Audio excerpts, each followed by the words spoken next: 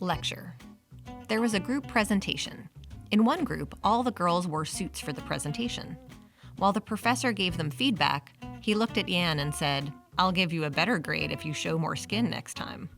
Then he said to everyone, students who wore more revealing clothes would get better grades.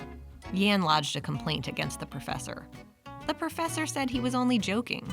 He said he didn't mean anything serious. The professor stopped saying things like that, but now he's finding fault with Yan's work and giving her marks below what she deserves. Issues. The professor harassed his students by suggesting a quid pro quo arrangement. That's where someone grants you a favor in return for something sexual.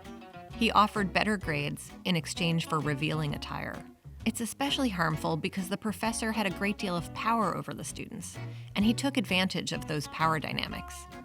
Even if he really had no intention of sexually harassing Yan or others, it is still sexual harassment, given that Yan found it unwelcome and a reasonable person agrees that such an act will make Yan feel humiliated and offended.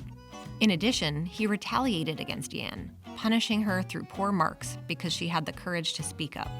People who report harassment are protected by law. Yan may lodge a separate complaint with the university against the professor's retaliation.